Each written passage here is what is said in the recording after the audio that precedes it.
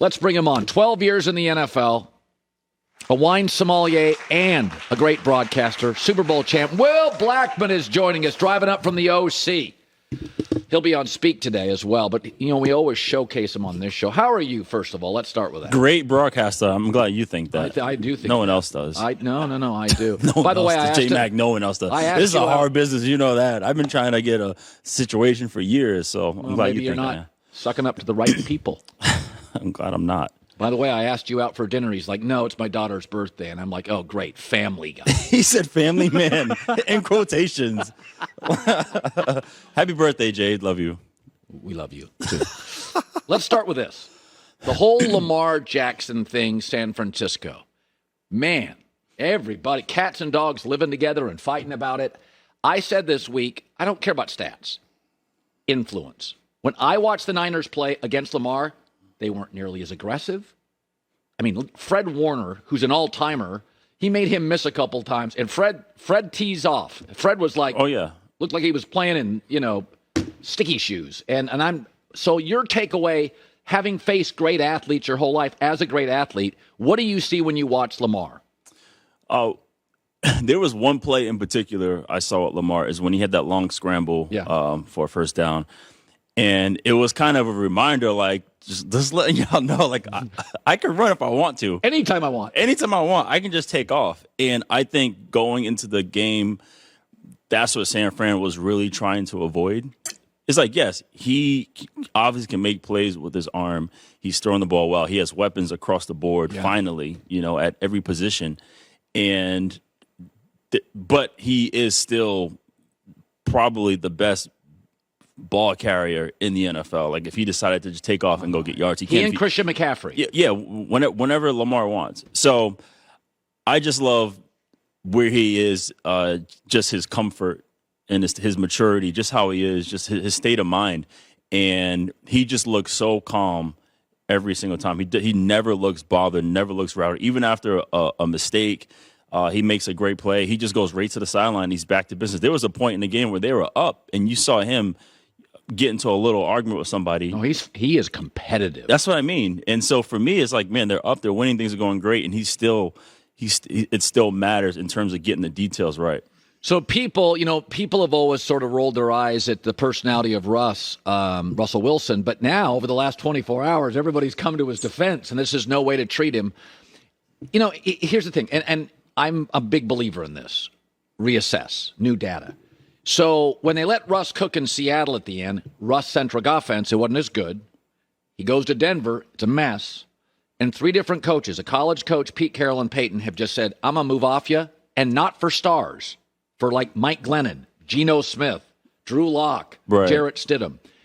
There is something to reassess with Russ, that maybe it was the defense and Pete Carroll and Marshawn Lynch. He was the icing, but he wasn't the cake. Is that fair? Do you reassess him now after the Denver mess? Yeah, when I look at Russ in Seattle, it's Pete Carroll's culture. No question. He's young, the guy, fast, aggressive. Yeah, he's the guy. He's a star. It's his culture. He's big on defense. The defense was stout. They were able to run the football. He had, on every sign is always compete. Like always battle, and it was competition throughout and through. And he and Russ did a great job of quarterbacking that team and making the plays. And when he went over to Denver, I just looked from the outside, and I know Russ personally. I looked from the outside. I was like, this is a different situation because now you come into here where there's no always compete. There's no win forever program with Pete Carroll. There's, the defense is talented, but still, you don't know these guys. It's a different city. You have a new head coach. And you're the guy. Yeah, and you have a new head coach in Hackett who's never been a coach before, and so he's learning how to be a CEO to begin with. And so this whole thing is different. And I remember I was actually in London, and I got to hang out with Russ for a little bit, and I said, how you doing? He said, I'm doing great, just weathering the storm. And I was like, but this is a different storm, and it's already noted that he lost his best friend in Trevor Moawad, the performance guy, that's a big deal for him because he was able to keep Russ in the neutral mindset. So now Russ is learning how to handle this side on his own. And just from a just from an emotional, just a mental standpoint, like, it's a beast, and he can still go out there and play football. But I just know overall this is a different storm. So when he came out and he was like, "Hey, you know, I want to bring Super Bowls, I want to do this," and I'm like, "Man, that's tough. You can't come to a new place and just say things like that. You know, it's really hard because now the contract alone and the trade alone is already high expectations. So as a quarterback and as a head coach, you have to be able to gain control of the locker room first before you can do anything. Yeah. You know, and it reminds me of, like, you know, you don't hear much. Now it's a little different, but Goff was playing at an MVP level, but you don't hear much about Goff in Detroit because he's there and he's just playing football. That's it. He's no just playing commercials, football. no anything. Yeah, football just, only. Out. Yeah, and so when you go to a new place, like, I was talking to my wife the other day because I had my middle school sweatshirt on, and I remember after every carryover year, I went to a new school. My dad would send me to a new school to make new friends, and so when I go to this new school, I'm like, I'm just gonna, like, put my head down, do my work, right, and organically gain friends if that's the place. And for me, it was easy to just go play sports, you know. Or if I went to a new team, you know, maybe I was known in the area. Again, let me try to, like, earn head down. Yeah, head down. Let me try to earn these guys. And I think just coming in with setting the expectations, I'm going to get these Super Bowls. We The want to do this. mansion, the beautiful wife. You're the star. The not contract. even that, because I mean, players, you know, they have homes and wives, what have you. It's just more. They knew that was coming to Denver with all that, but just, I guess, saying all these things makes it super hard. And in the situation, and now I think it just seems like Sean Payton's just over it. Oh, he's just over it. Yeah, he's just over it, is what it seems like. Yeah. You know, I was watching the Jets last night, and this idea that Aaron's going to solve it next year. And I'm sitting there thinking,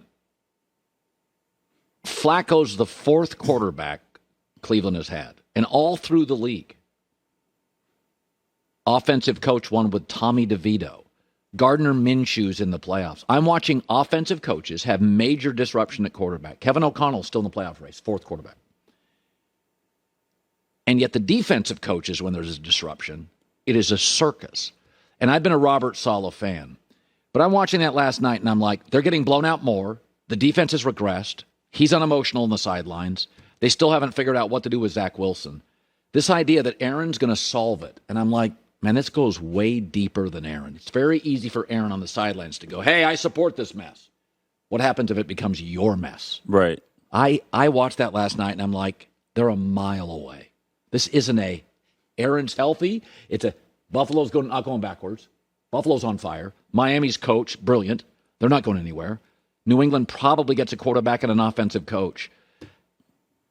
What's a realistic expectation on this Jets team with Aaron a year from now? What's realistic in your eyes?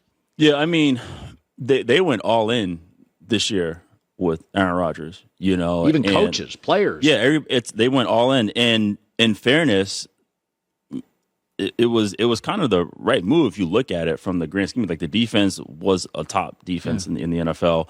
And the glaring issue last year was the quarterback situation. And so when that happened, when Aaron went down, it literally took the air out of the entire organization. They've never recovered. They never just a mess. They never recovered. And you can see it just trickling down to the point where now it almost seems like they're playing with no kind of emotion or hope for this year. No juice last night. Yeah, none, you know. None. And it was similar to, so I took our daughter to the Chargers Broncos game. Yeah. And I just remember watching the Chargers. I was like, man, there's no juice, you know. Brandon Staley. And it's almost like everyone could see the writing on the wall. Like, this season is just like, we don't know where to go.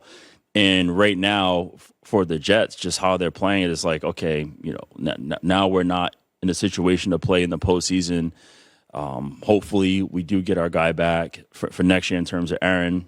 And again, it's just, does he come in and fix it? No, but I think he comes in and fills a huge void. But, you know, I had 9 surgeries when I played, and you come back and what if something happens again? That's what I said this morning. You think Aaron's going to last with this O-line 17 games? I don't. Right. Not with the pass rush in Buffalo. By the way, Miami's pass rush has been on fire for 2 months. Right. Like, that's a real defensive front. Right. Belichick's teams always create pressure. That's not a great place for a 40-year-old and a bad O-line. So unless something happens in terms of like make adjustments, you're able to find people to protect him. Like, it's going to be interesting because again, if something does happen again next year, like now, where is this organization? The Baker Mayfield. I said this. I love Baker. Yo, you know this. We already had this discussion years ago. What? Well, just about Baker. Yeah. Yeah. You had your little. I didn't have anything. I just said definitely did. I said he was a little immature. You spent a lot of time on social for the past 5 years about Mr. Mayfield. But go ahead. What's your question, please? I don't even go to social. So my take was, though, this year is really validating him. A second different conference playoff team. And the truth is, they're going to be too good to get a top 5 quarterback, top 4 quarterback, unless they just give up draft capital. And I'm looking around the league. The quarterbacks that we like, Trevor Lawrence, Jalen Hurts regressed. Dak can't win on the road against good teams. Joe Burrow's hurt again. Mahomes down year. These are the guys we love. And Herbert doesn't win enough. We love those guys. And I'm like, Baker could win that division 3 years in a row. I would have no problem writing a fat check for Baker in a 4-year deal. And it's funny. In Cleveland, they had the team and the coach eventually, and I thought he was too immature.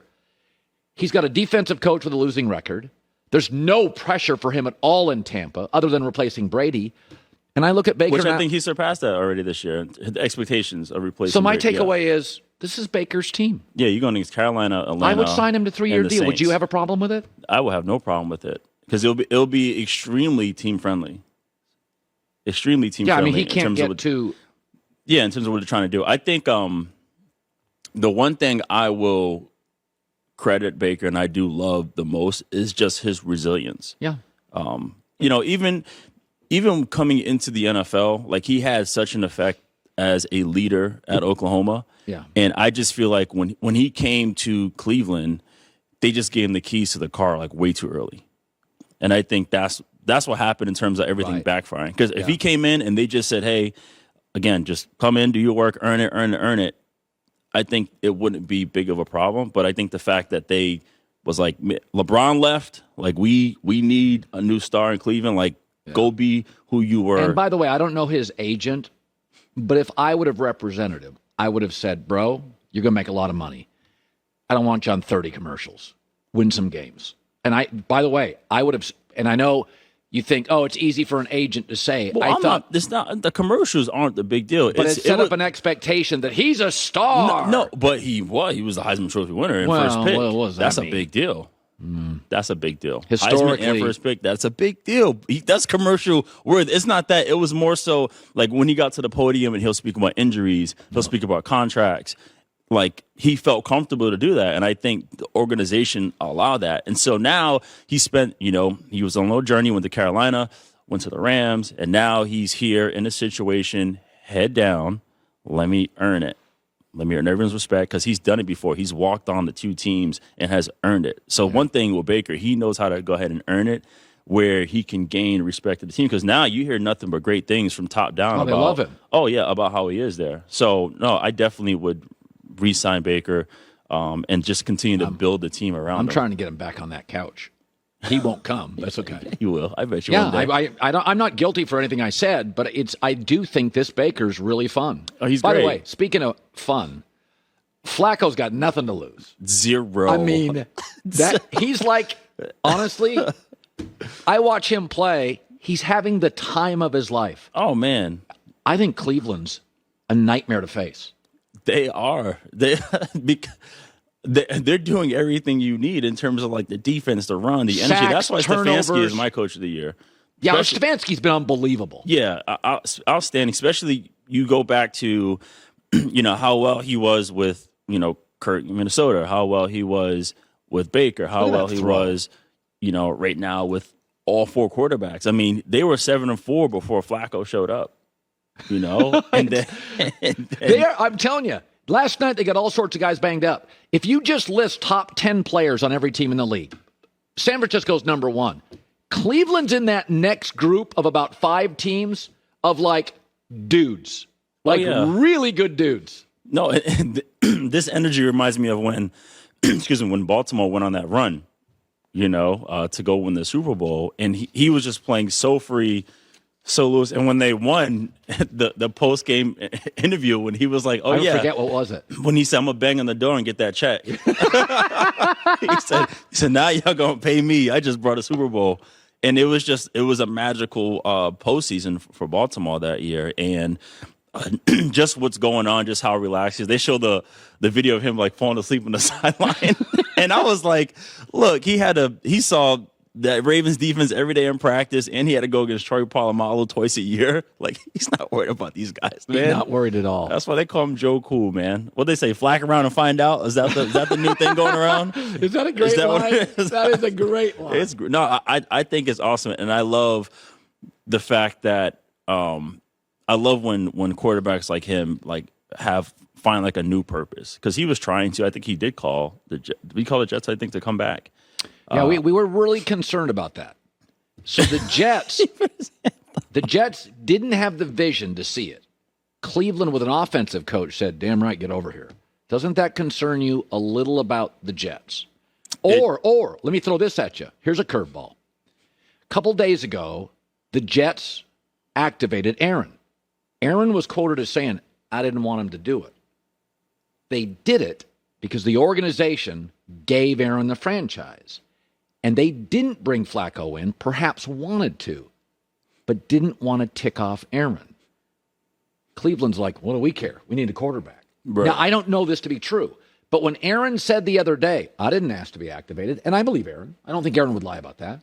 I may disagree with him on some stuff, but Aaron said, "I didn't ask to be do it," so I trust Aaron. I think he's telling the truth.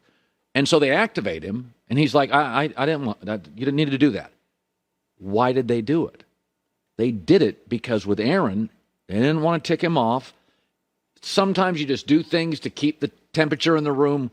And I do wonder if the Jets knew Flacco was better than what they had. But that's a component to the Jets that is interesting. When you give the franchise to Russ or Aaron, the temperature changes. Yeah, no. And this is interesting because, as you all know, like, my next step is to be, in the front office somewhere. Yeah. And sometimes when you have a team with strong personalities on there already, and there may be a player on the market that's like, hey, like he could help us right now. Yes. But you also have to understand who you have on your team. Yes. And will that happen? Like, I'm obviously I'm good friends with JPP because we play together.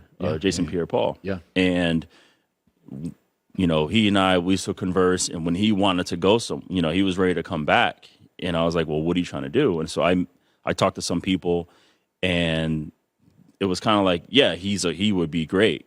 But now we're in a situation where we have a lot of strong personalities. Now, would that work where we are? No question. That happens all over the league. Yeah. So Flacco was sitting out there. The Jets passed. Did they know he was the better fit? But they were worried about how it would land. I think that's a real thing. Right. And 2 alphas in a quarterback room, that's not good. That's tough. Only so much oxygen. There's only so much where you could have many, many, many alphas in a room, and it could still. Yeah. Trust me. I have to. I have to go back with all this stuff sometimes. I have to let you breathe. What, you and Jason going at it? Is that what it is? Battling for airtime and sentences. Will Blackmon, what a pleasure to see you. Yeah, always, man. Reservation still stands. I'll be open tonight by myself. How you gonna? You can't ask last minute on a Friday. Tuesday, yeah. Wednesday, not Friday. Will Blackmon and me have an opening? Answer's always yes. I'm just saying.